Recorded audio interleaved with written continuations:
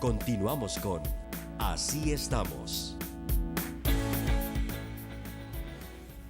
Ya está en el país la nueva Audi Q3 2016. Apresúrese, ya también llegó la Q7. Ahora están publicándose ya algunas fotografías que muestran la llegada al mercado nacional de los nuevos modelos Audi Q3, Q7. Busque la suya en la concesionaria Audi en Santa Elena.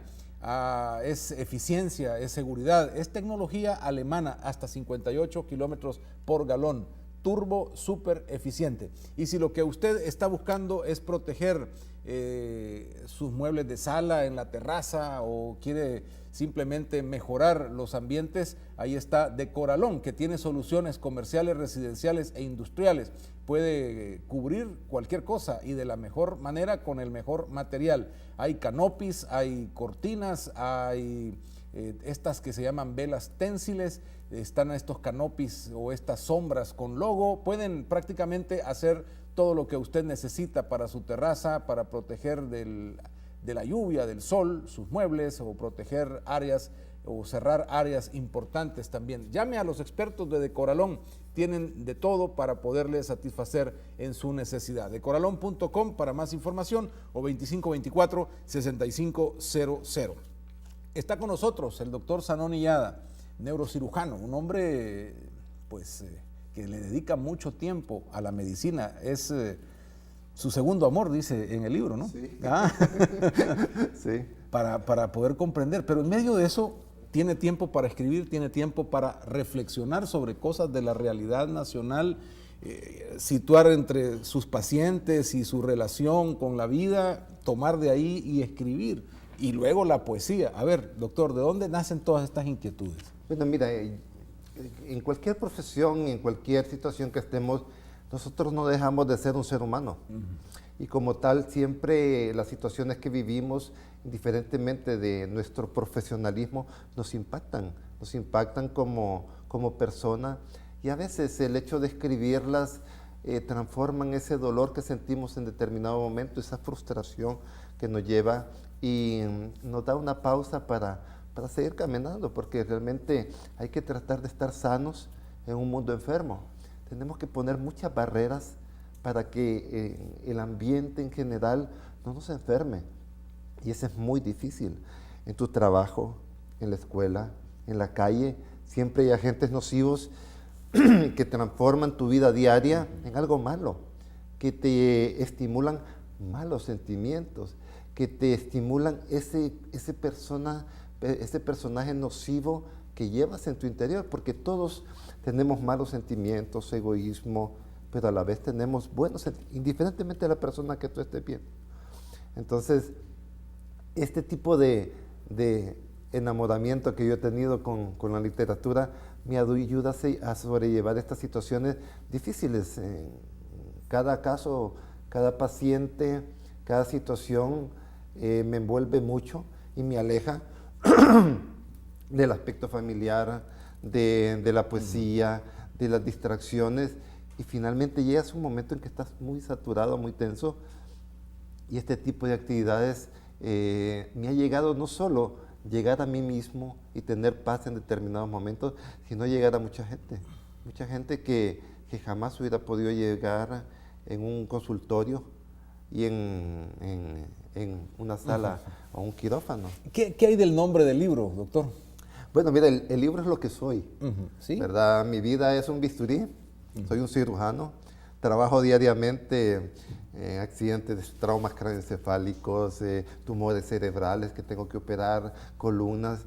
Entonces, yo no puedo desligarme de esa situación. Sin embargo, en cada actividad que hago, trato de poner ese sentimiento humano que es obligatorio para un médico, que es obligatorio para cualquier persona. Pero no todos lo ven así. Es más, algunos hacen un esfuerzo por separarse de esa sensibilidad. Ahora bien, es parte del ambiente general en que vivimos. En Estados Unidos nos decían, no platique con el paciente, no hable mucho. Si él tiene muchas dudas, hay un asesor que va a poder hablar con él, por el temor que se tiene a las demandas y a todo esto. Sin embargo, es inherente esta responsabilidad en lo que haces, no puedes desligarte de ella. Como médico no te puedes enojar. Un paciente llega triste, acongojado, atribulado por su problema. Tú no te puedes enojar con él simplemente por unas palabras o una actitud errónea que él tenga frente a ti. No puedes estar triste ni con desesperanza frente a él.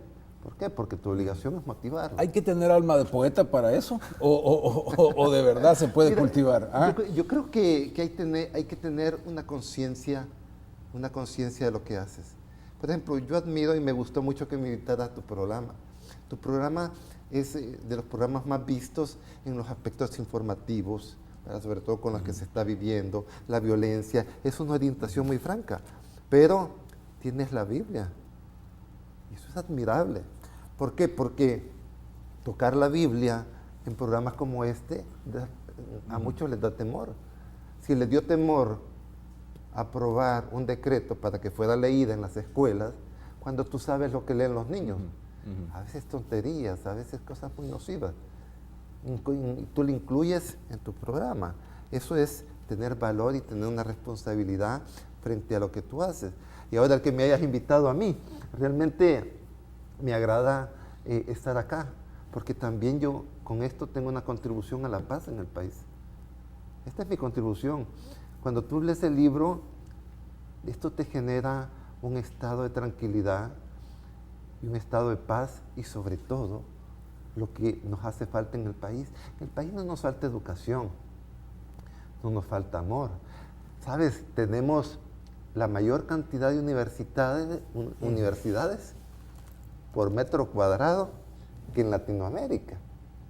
Tenemos la mayor cantidad de canales televisivos.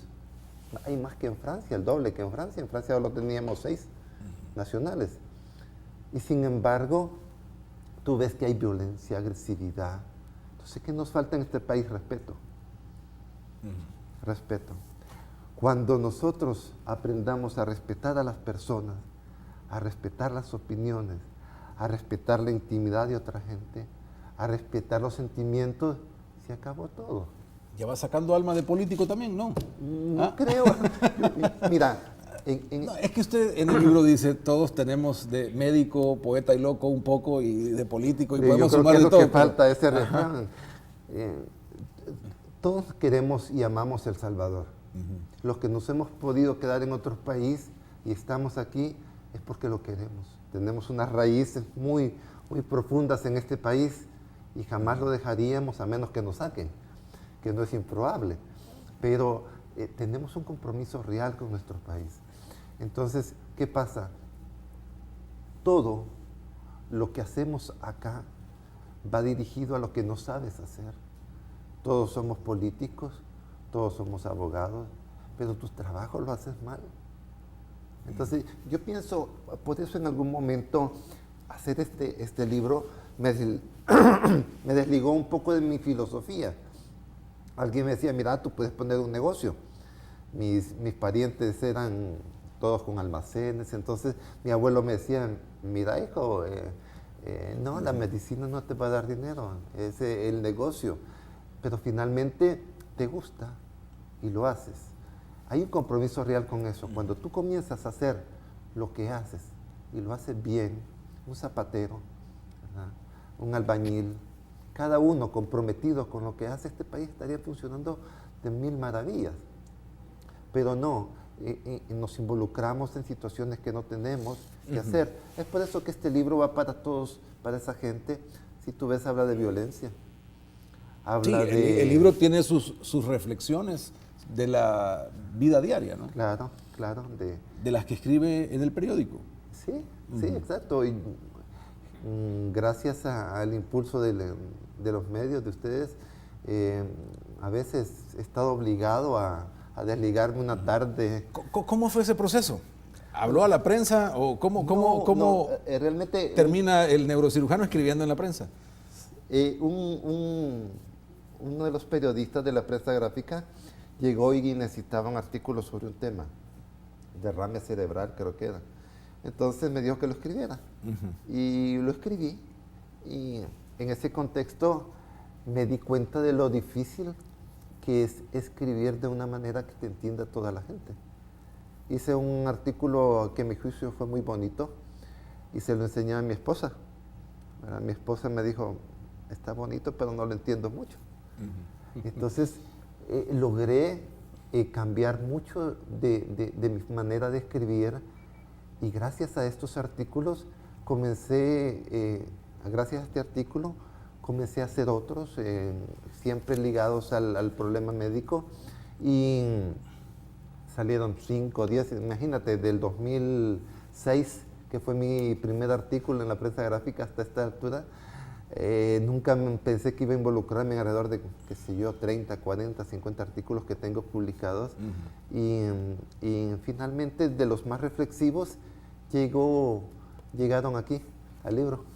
Entonces, de los que yo pensaba que más que un artículo médico, era una situación que podría beneficiar a alguien conocerla.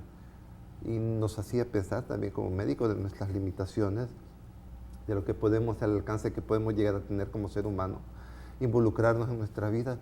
Como médicos, tú como presentador, llegas al hogar de muchas personas, y eso nos da una gran responsabilidad que a veces es muy difícil de sostener, y no nos damos cuenta de esto.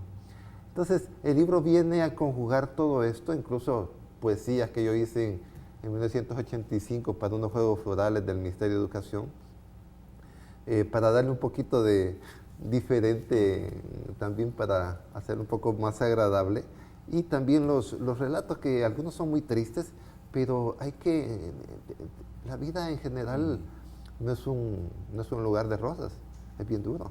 Usted en esas historias, las he leído, logra extraer de sus pacientes, de esa relación, algunas cosas de enseñanza, vidas que incluso se han ido del trabajo que usted realiza. ¿Qué tan duro es para un alma de poeta estar enfrentándose todos los días a la vida y luego la muerte, o conocer casos que pudieron haberse evitado por gente que no escuchó, por ejemplo? Sí, por descuido. Al poeta. Mira. O al médico. Lo que estás hablando es algo que yo pensé mucho. Un neurocirujano no debe ser un poeta. Tiene una seriedad inherente a su profesión que no debe desligarse de tal. Pero en nuestro trabajo estamos impregnados del humanismo que debe tener la persona que está tratando.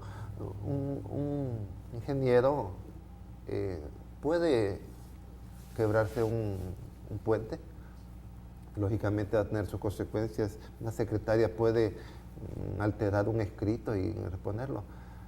Nuestros errores se ven en otra parte, entonces no puedo desligarme de mi profesión. Yo pienso que el libro es una pausa obligada que se vino en un momento dado por adquisiciones, por gente muy linda que yo tuve a mi alrededor, mi esposa, el editor del libro, que yo se lo llevé justamente solo para que me sacara unos 20 libros para darlos a mi familia, y él me motivó mucho y ahí está. Pero sí, yo pienso que el poeta no debe estar involucrado mucho en el quehacer médico. Debe estar esa parte humana que no debe estar desligada, es obligatoria. Entonces, sí, el libro probablemente, de hecho, todos queremos sacar un libro, y después de sacar un libro queremos sacar otro, pero va a tener que esperar mucho tiempo porque tenemos una obligación, y nuestros pacientes en este momento quizás nos han permitido estar aquí disfrutando de este momento tan grato contigo, pero hay muchas cosas que hacer para un neurocirujano.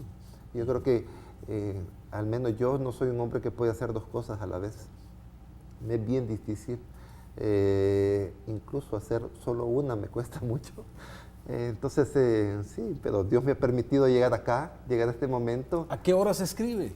Bueno, los domingos. Porque sus operaciones, entiendo yo que las operaciones de neurocirugía son todos los días y a cualquier hora. De bastante duración. Sí, 4 o 6 horas extenuantes. A veces. Pero los días domingos, a veces robándole un poco a mi familia, ¿verdad? A mi esposa, mis hijos.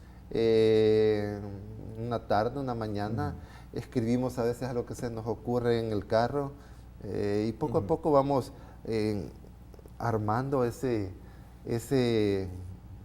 texto que finalmente un día ya en unas horas lo terminamos de escribir y lo brindamos, ¿verdad? Siempre y cuando mi redactor en jefe, mi esposa, lo lea. Hoy lo va entendiendo mejor. Sí, no, es difícil como tú, con tu argot técnico, con tu lenguaje técnico, hay palabras que usas todos los días tanto que ya van a convertirse en parte de tu vocabulario. Y cuando las dices piensas que todo el mundo te entiende. Entonces mi esposa no es médico y ella logra bajarme de ese estatus diferente y me hace que yo me obliga a hacer un artículo comprensivo, un texto que todo el mundo lo pueda ver. Y es precioso porque gracias a ella me ha dado cierto humanismo, cierta comprensión, que a veces en la plática diaria con un paciente es fabuloso. Tú a veces platicas con un paciente, le dices, mire, tiene que hacer esto, lo otro, y el paciente no te comprende.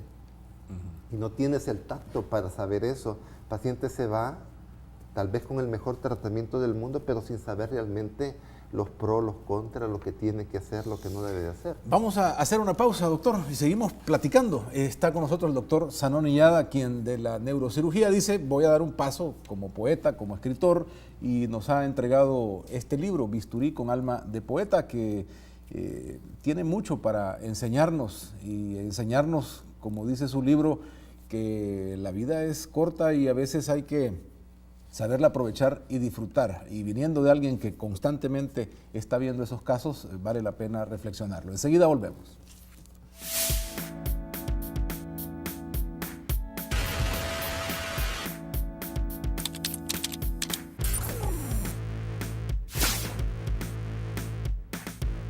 Con Así Estamos. Recuerde, necesita espacio en casa, quiere desalojar algunas cosas, quiere mover en la oficina algún mobiliario, pero no deshacerse de él, sino guardarlo. Bodegas América tiene espacio para eso. Bodegasamerica.com, ahí hay más información, 2288-3255 el teléfono. Hay bodegas desde 2,5 metros hasta 25 metros cuadrados. Bodegas América. Estamos conversando con el doctor Zanoni Yada, neurocirujano y ahora, ¿qué podemos decir? Escritor. ¿Sí? Sí, ¿Se siente un escritor?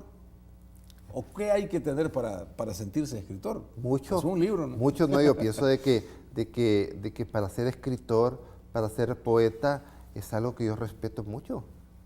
Por eso realmente no siento en este momento que un libro te pueda convertir en tal persona. Bueno, pero David Escobar Galindo, que escribe en este libro y lo ha evaluado, dice que ahí hay talento. Sí, sí. Ahora bien, hay un contexto que tú debes de tener para ser un escritor. Terminar este libro me alejó mucho de mi profesión y de muchas situaciones. Ahorita yo te digo, mira, escribe un poema. Acabas de hablar del arresto del expresidente Flores, de las convulsiones que hay, del tráfico, y te digo, hazme un poema. Y después decir, es bien difícil escribir en ese momento cuando tú tienes a tu alrededor unas situaciones muy difíciles. Entonces, ser escritor, ser poeta, es un compromiso contigo y con las personas que los vas a enterar muy grande, ¿verdad?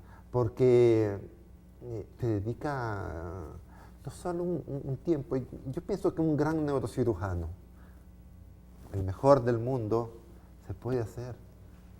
Implica un gran sacrificio, leer, desligarte de muchas actividades, pero puedes llegar a hacerlo.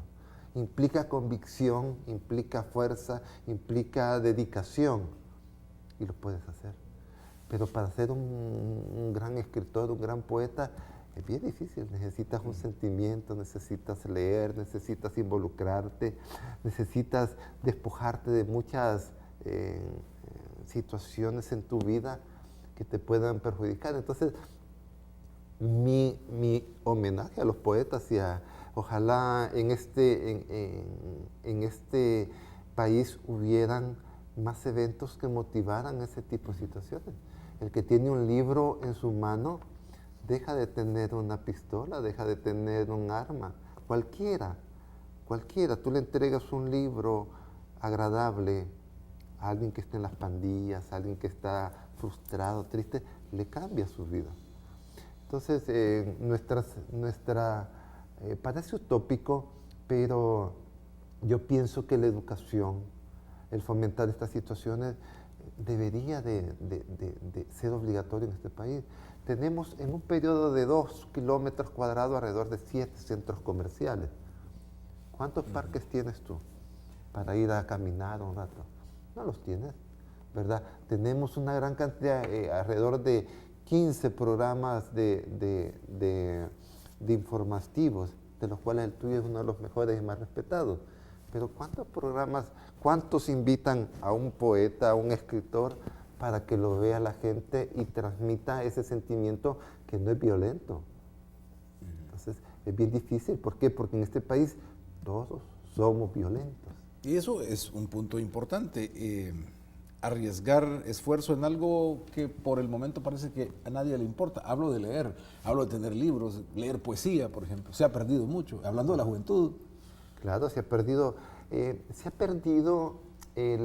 la orientación a leer, porque la gente lee mucho.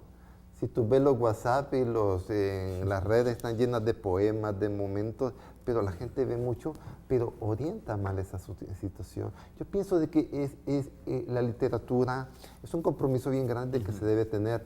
Todos deberían de fomentar este tipo de situaciones, la paz y todos los esfuerzos. Fíjate qué situaciones, y cuando tú creas un sistema de estudio, dejas de lado la educación física. ¿Sabes de que hay muchos colegios que ya no dan educación física y se la dan casi a los niños? Bachillerato no la tiene. Dejan de lado todo lo que es literatura, dejan de lado, recuerdas, todos salíamos en actos, nos vestían de un montón de cosas y salíamos en actos, era obligatorio. Ahora esos muchachos no tienen esas vivencias. El salir en excursiones ya no existe. Nadie se arriesga a meter chicos en un microbús y llevarlos a algún lugar para que se distraigan, da temor. Todo esto nos ha encasillado en una situación muy difícil en la que tú ya no puedes caminar, no puedes hacer ejercicio. Entonces, ¿qué tienes que hacer? O lees un libro, escuchas música, o te vuelves violento, agresivo, y comienzas a tener esas situaciones que se dan contra todo el mundo. Entonces, la violencia, antes de arrancarla de las policías, antes de arrancarla de los maderos, hay que arrancarla de uno mismo. Tú ves las marchas de paz que se están dando en el país, y cuando pasa cerca ves que la gente se va empujando, que que alguien los quiere detener y lo empujan violentamente. Marchas de paz que no son pacíficas. Tú tienes gente, cuando agarras un carro y te vas a la calle, aquí en este país, es horrible. La gente te va tirando, te va empujando. Las personas más educadas, que entre comillas, tú tienes, enfrente del colegio, de los chicos, hay gente que escapa atropellada a los niños, padres de familia de esa institución. Tú sales de la iglesia y no te quieren dar permiso para salir. Entonces, hay una situación errónea en este país, algo que está equivocado, algo que no va con el sentimiento real que nosotros debemos de darle. ¿Cómo cambiar las cosas? Usted habló de respeto y hago esta pregunta porque alguien que escribe, alguien que se toma el tiempo, quiere cambiar las cosas. Tiene algo de eso en mente, ¿no? Sí. Yo pienso, cada vez que yo quiero cambiar a alguien, yo pienso que hay que cambiar uno. Si tú cambias, si yo cambio, todos vamos a cambiar.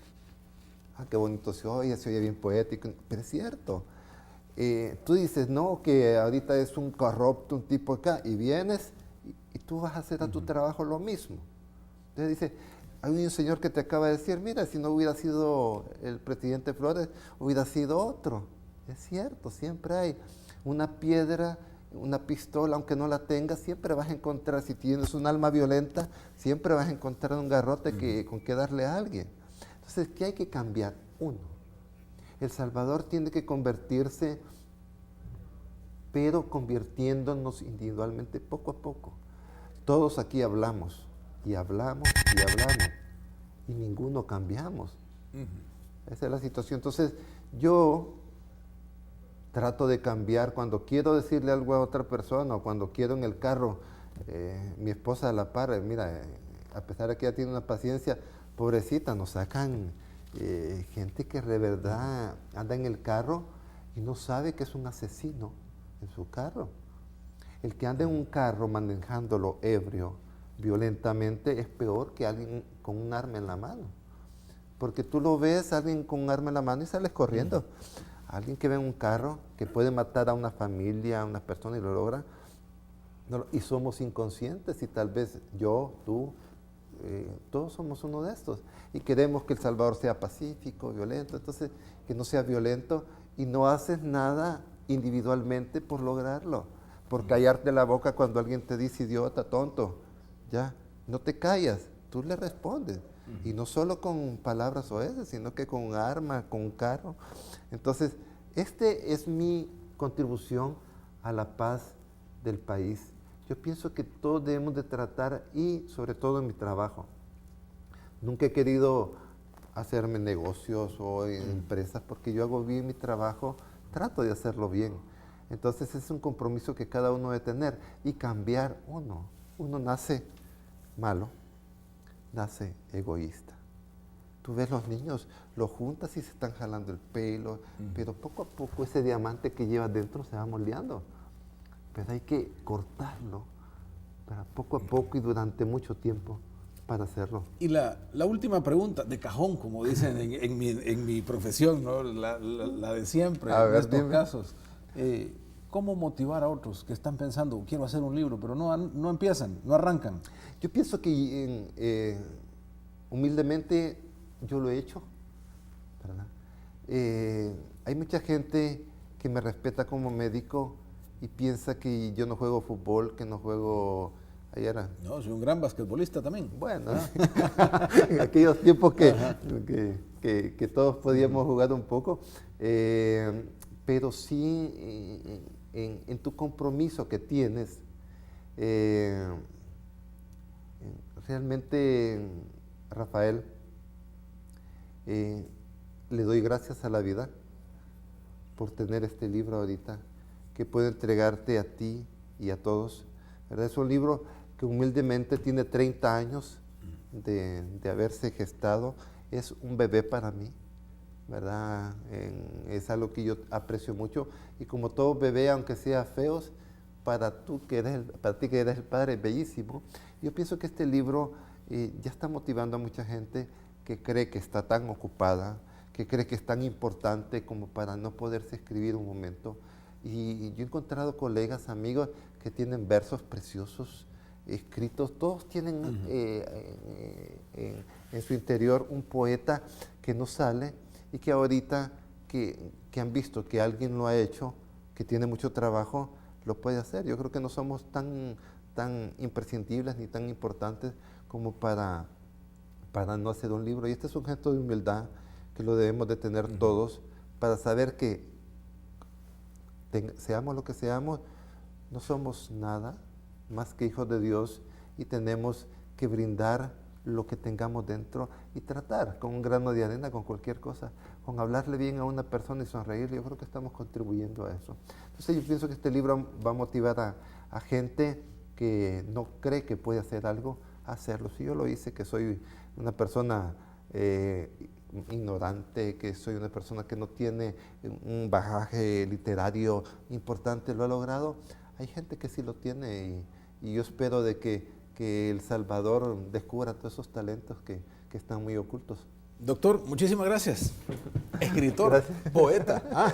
Gracias a Muchas ti. gracias por habernos acompañado Gusto. en este programa y permitirnos usar nosotros el bisturí para sacar un poco de esa historia del doctor Zanón Illada. Muy amable. Gracias, Rafael. Vamos al tráfico rápidamente y terminamos nuestro programa de hoy viernes. Gracias.